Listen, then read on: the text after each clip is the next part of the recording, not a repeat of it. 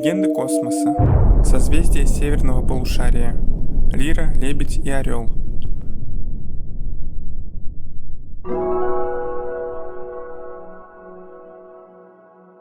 Продолжаем исследовать созвездия звездного неба, и сегодня рассмотрим созвездия Лира, Лебедь и Орел.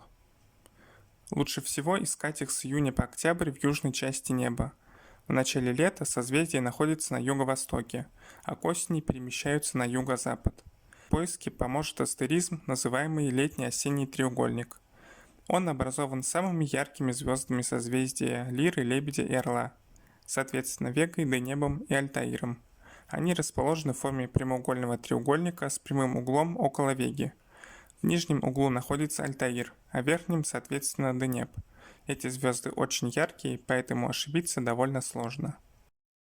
Для удобства поиска представлены схемы расположения созвездий в разное время года при нахождении наблюдателя на широте Москвы. Так они выглядят поздним вечером 22 июня. Созвездия расположены довольно высоко на юго-востоке. А вечером 22 сентября они находятся на юго-западе.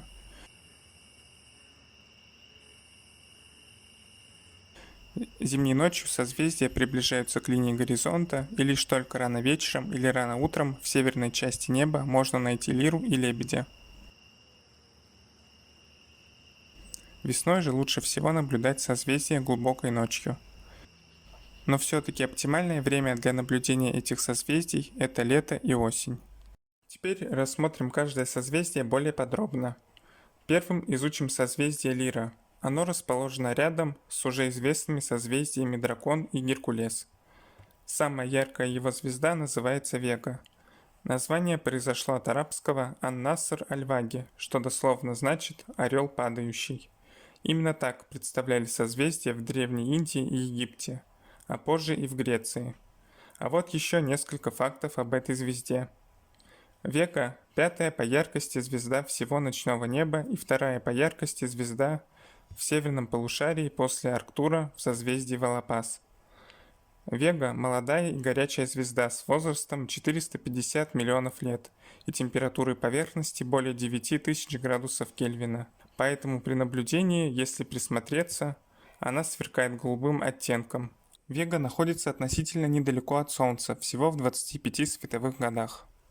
По массе она превосходит нашу звезду более чем в 2 раза, по размеру почти в 3 раза и излучает света в 40 раз больше, чем Солнце. Вега – одна из самых изученных звезд ночного неба.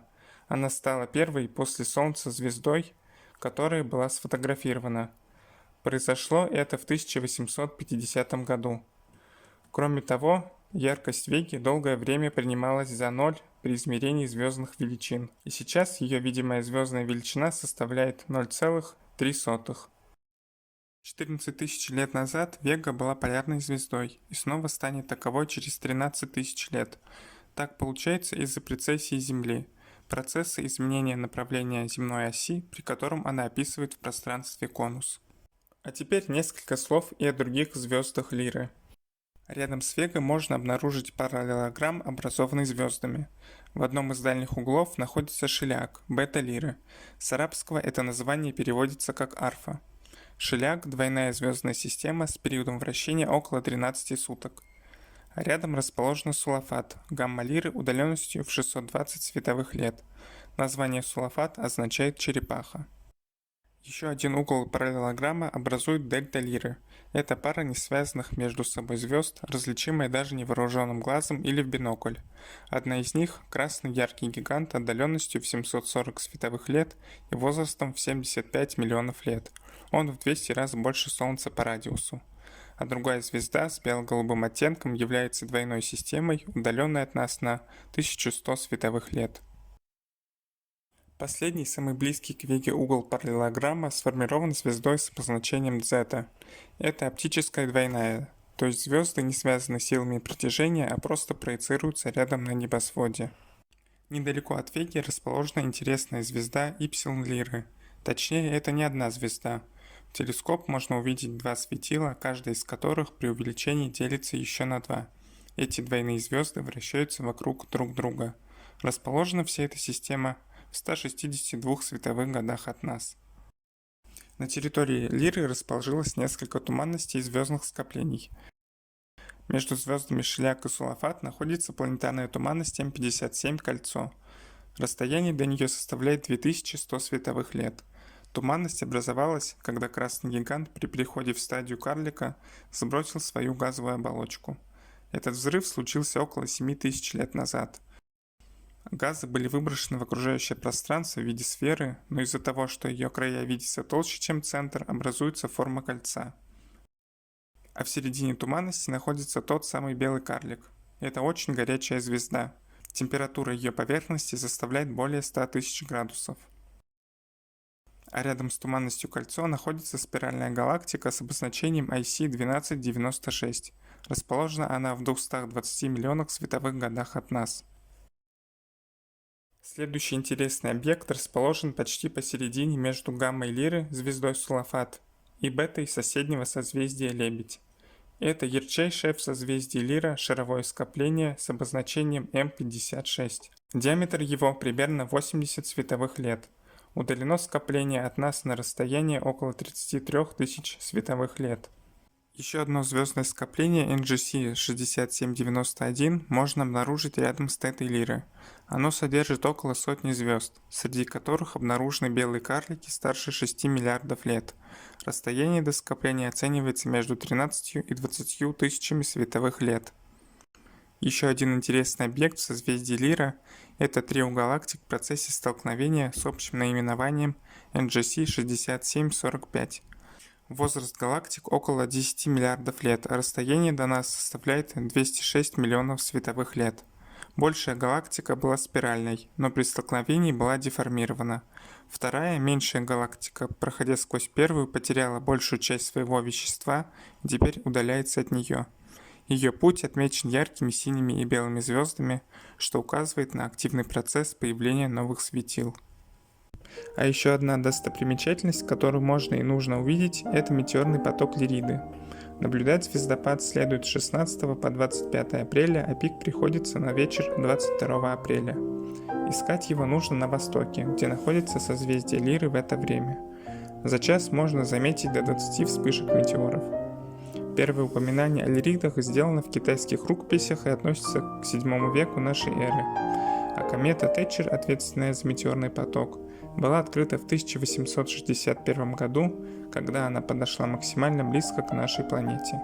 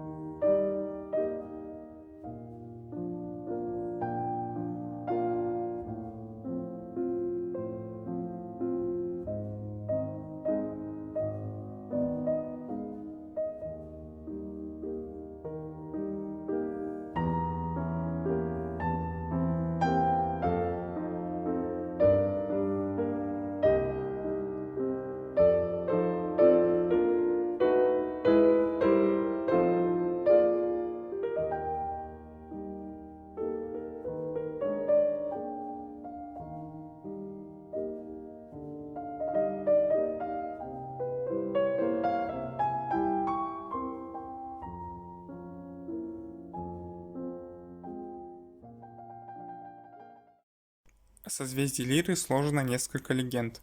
Одна из них о происхождении этого названия. Давным-давно во Фракии, на севере современной Греции, жил музыкант и поэт Орфей. Однажды получил он в подарок от греческого покровителя искусств, самого бога Аполлона, золотую лиру.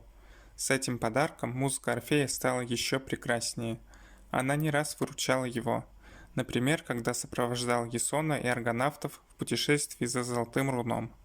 Если бы не он, то команда не смогла бы спастись от сирен, чьи песни призывали моряков на верную гибель. Орфей стал играть на своей волшебной лире, и музыка пробудила мужчин от чар. У Орфея была жена Эвридика.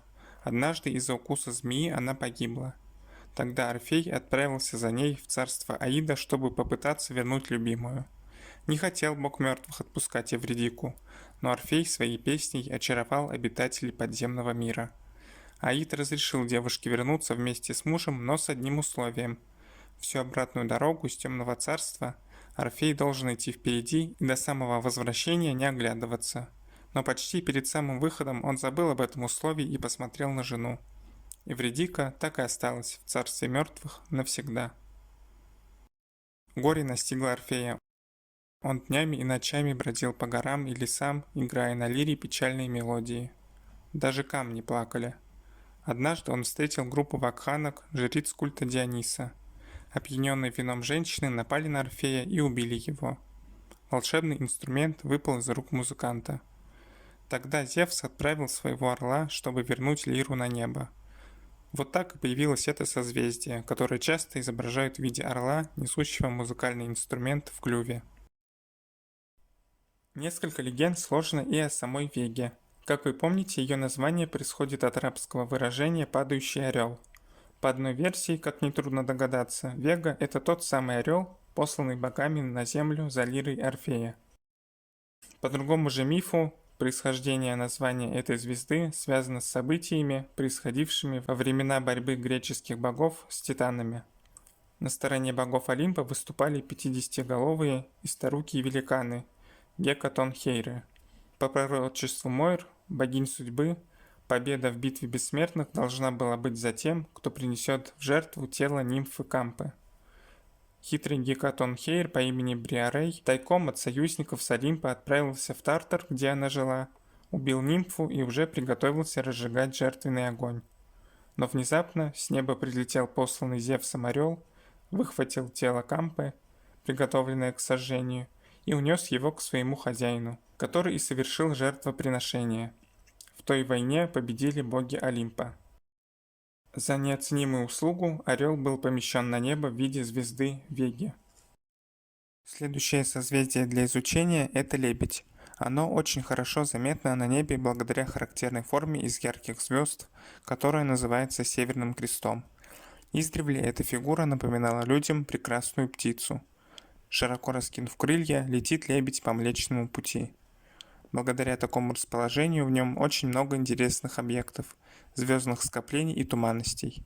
Но сначала рассмотрим основные звезды, формирующие это созвездие. Самая яркая звезда Альфа-Лебедя – это Денеб, что в переводе с арабского означает «хвост». А само созвездие древние арабы также ассоциировали с птицей, правда не с лебедем, а с курицей. Денеб – одна из самых больших и мощных звезд, известных на сегодняшний день.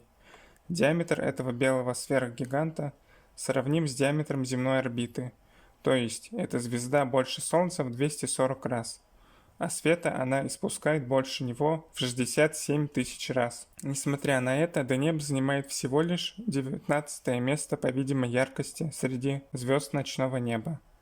Дело в довольно большой удаленности светила от нас. Расстояние до него составляет около 1600 световых лет. Как и у всех сверхгигантов, жизнь Денеба относительно коротка. Он уже израсходовал весь свой водород и через пару миллионов лет вспыхнет сверхновой. Если Денеб расположен в хвосте лебедя, то Альбирео на противоположной стороне в его клюве. Ее иногда так и называют – звезда клюва.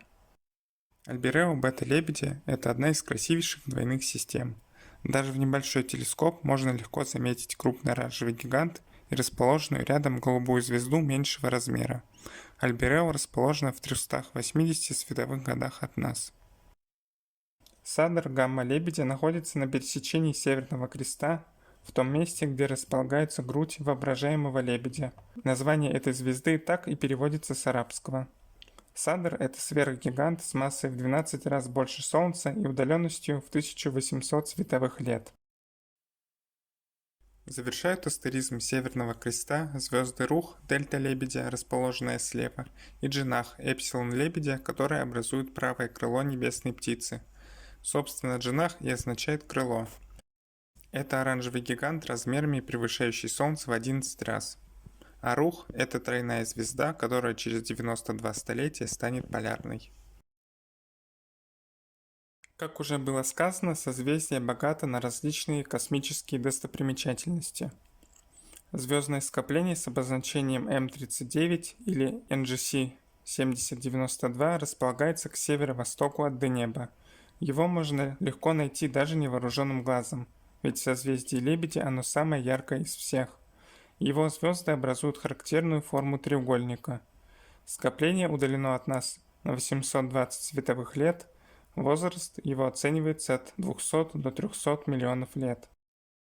Недалеко от звезды Рух находится еще одно интересное звездное скопление. Его называют корона Нефертити, кольцо дыма или дыра в скоплении. Последнее наименование связано с тем, что звезды в нем расположены по кругу, а в середине практически отсутствуют. Почему это так, пока остается загадкой. Скопление возрастом в миллиард лет насчитывает около 1000 звезд, свет которых долетает до нас за почти 3300 лет. Еще одно звездное скопление с обозначением М29 или NGC 6913 расположено немного южнее от звезды Садр. Оно состоит из небольшого количества звезд. Самые яркие из них образуют фигуру, напоминающую градирню, из-за чего иногда так называют это скопление. Расстояние до него 4000 световых лет, а возраст составляет 10 миллионов лет. Недалеко находится другой интересный объект, удаленный от нас на 5000 световых лет – NGC 6888, он же Coldwell-27. Это туманность полумесяца, которая представляет собой газ из внешней оболочки звезды, сброшенной ей 250-400 тысяч лет назад и разносящейся звездным ветром. А в центре туманности расположен сам ее источник – красный гигант. Он относится к довольно редкому классу звезд Вольфа-Рае и имеет порядковый номер 136. Светила этого типа содержат мало водорода, но богаты гелием, азотом, углеродом, кислородом, а также характеризуется большой массой и температурой. Данная звезда тяжелее Солнца в 21 раз и производит света в 600 тысяч раз больше него. Температура поверхности составляет около 70 тысяч градусов Кельвина. Из-за высокой активности звезда быстро тратит свое топливо и через пару миллионов лет взорвется сверхновой. Следующая достопримечательность в созвездии Лебедь расположена на несколько градусов восточнее до неба. Это туманности Северная Америка и Пеликан, удаленные от нас примерно на 1600-1800 световых лет, хотя их и выделяют отдельно друг от друга под разными названиями и обозначениями, по сути это единый объект, только разделенный темной пылевой полосой. Туманности представляют собой облако ионизированного водорода, то есть смесь протонов и электронов, где происходит рождение новых звезд. Наиболее активная и потому заметная область звездообразования называется стеной Лебедя. Это та часть туманности, которая соответствует расположению Мексики и Центральной Америки на космическом континенте. По соседству с Северной Америкой и Пеликаном, в треугольнике, образованном звездами Денеб, Садр и Джанах, находится еще одна необычная туманность. Однако при взгляде на эту область неба кажется, что здесь ничего нет. Перед нами так называемая темная туманность. По сути, это огромное облако пыли, которое закрывает собой свет от звезд, находящихся позади него.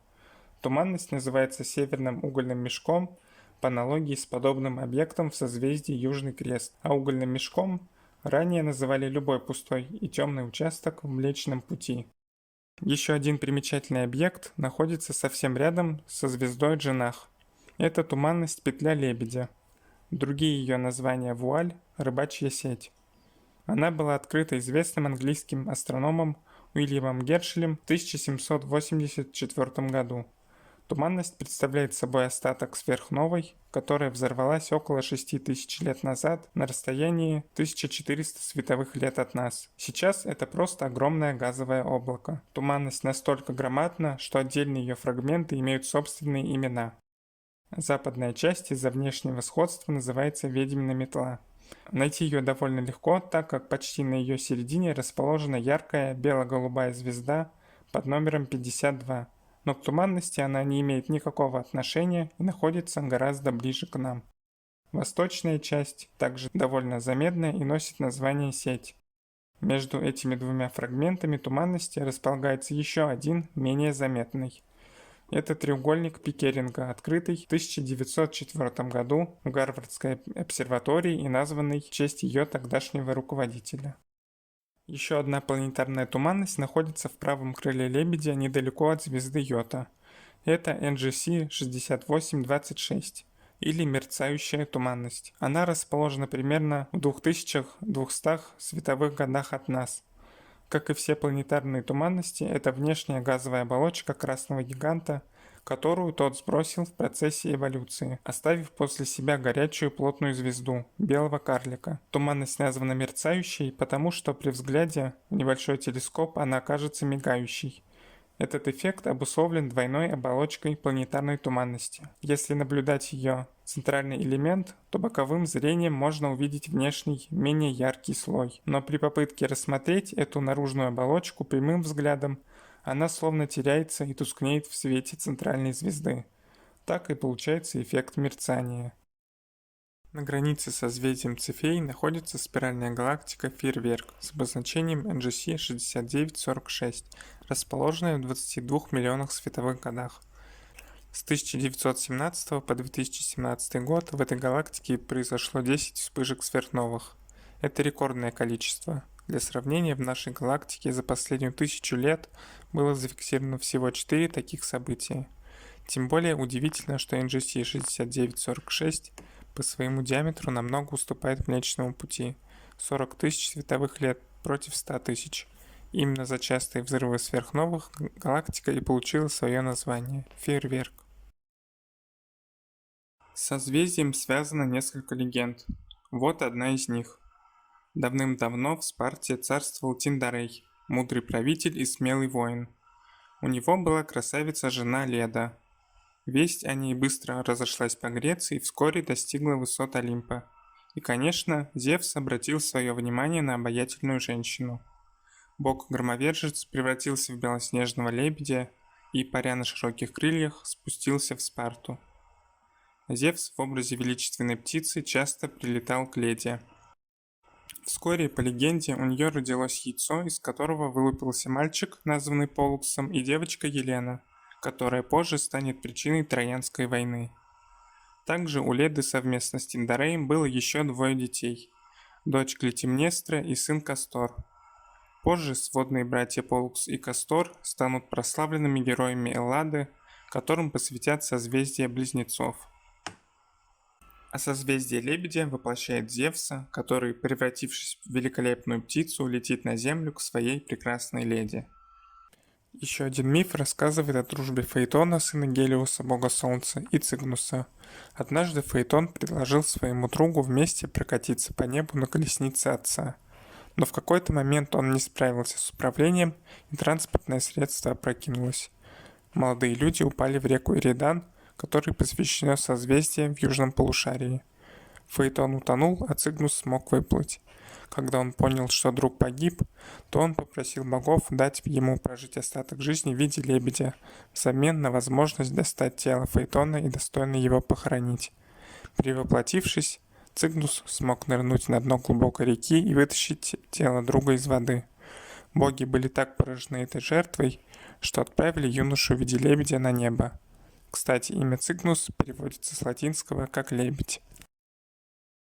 А теперь речь пойдет об еще одном птичьем созвездии. Это Орел. Самая яркая звезда в созвездии и одна из вершин летне-осеннего треугольника называется Альтаир, что в переводе с арабского означает «орел». По яркости она занимает 12 место среди звезд ночного неба. Альтаир излучает света больше нашего Солнца в 9 раз, хотя диаметр превышает лишь почти в 2 раза. Эта звезда находится на расстоянии примерно в 17 световых годах от нас. Рядом с Альтаиром находятся еще 2 звезды, которые, выстроившись в ровный ряд, образуют астеризм коромысла весов. Справа от Альтаира расположена звезда Таразет, вторая по яркости в созвездии, хоть и обозначена буквой гамма. У названия персидские корни, и оно означает правосудие. Звезда представляет собой оранжевый гигант, который почти в 3000 раз ярче и в 110 раз больше Солнца. Таразет удален от нас на 460 световых лет. Слева от Альтаира находится Аль-Шаин. Звезда обозначена буквой бета, хоть и является лишь 7-й по яркости в Орле. Название Аль-Шаин означает «сокол». Звезда является оранжевым субгигантом и удалена от Земли на 45 световых лет.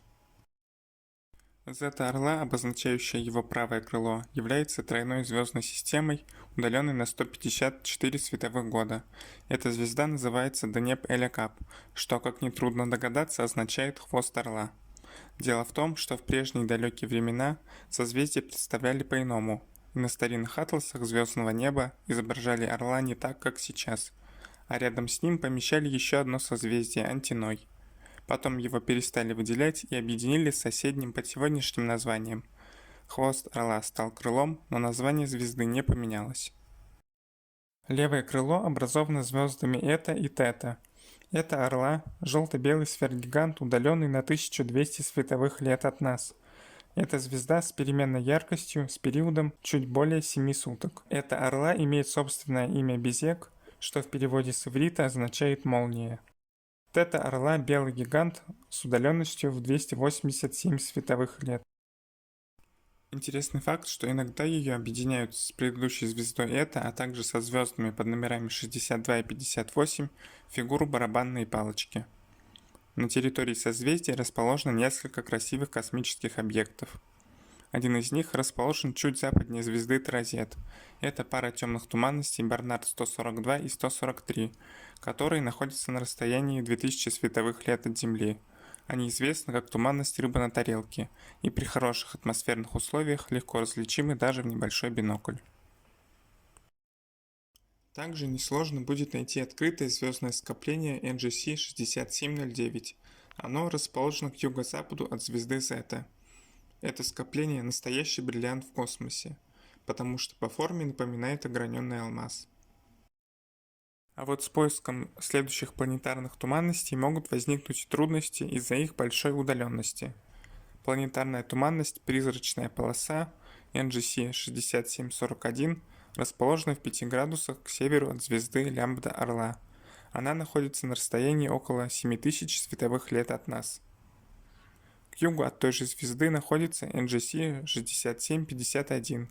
Планетарная туманность находится на расстоянии 6500 световых лет от Земли и по своему диаметру в 600 раз превышает размеры Солнечной системы. Из-за характерной структуры она получила название «Сияющий глаз». Центральная звезда, которая образовала туманность, очень горячая и имеет расчетную температуру поверхности 140 тысяч градусов Кельвина.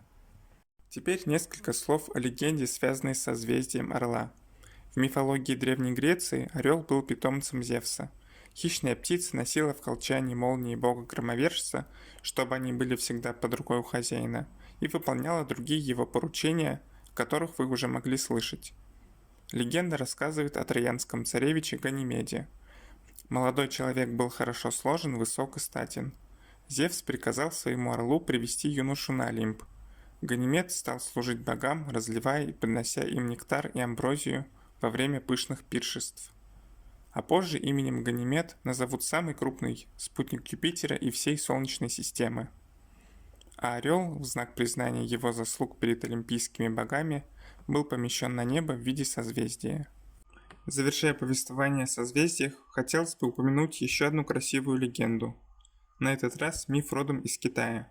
Он рассказывает о простом земледельце Нюлане и прекрасной фее Джину. Как-то раз они встретились и полюбили друг друга. Счастливо жили Нюлан и Джину. Он пахал поля и пас коров. Она ткала изумительной красоты ковры и воспитывала сына и дочь. Долго могли бы жить они вместе, но однажды богиня небес узнала об этом. Брак между человеком и феей был запрещен, и богиня забрала Джину на небо. Нюлан с детьми отправился на поиски любимой.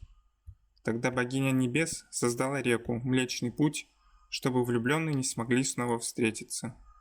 На небе Нюлан предстает в образе Альтаира, а Джину в виде Веги. О нерушимой любви узнали сороки и, слетевшись вместе, образовали мост через реку, созвездие Лебедь. Увидев это, повелитель неба разрешил встречаться влюбленным один раз в год, 7 июля. И каждый год в честь великой любви все сороки в мире собираются и создают переправу через небесную реку. Вот и подошел к концу рассказ о созвездиях Лира, Лебедь и Орел.